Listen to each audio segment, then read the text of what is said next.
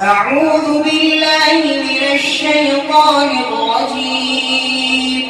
بسم الله الرحمن الرحيم. هل أتاك حديث الغاشية؟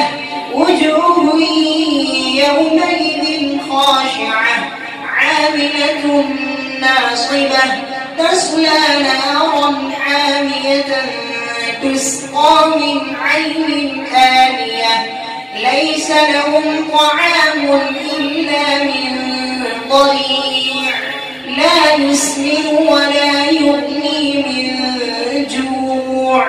وجوه يومئذ ناعمة لسعيها راضية في جنة عالية لا تسمع فيها لاغية فيها عين جارية فيها سرر مرفوعة وأكواب موضوعة ونمارق مصفوفة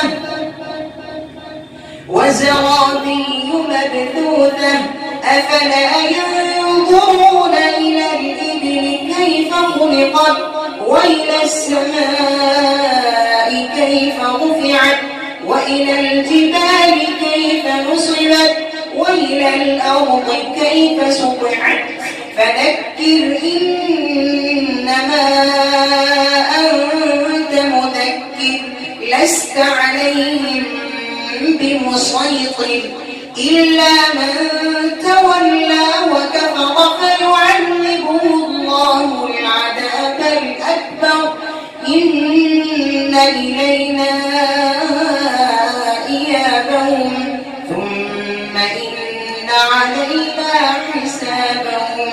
صدق الله العظيم.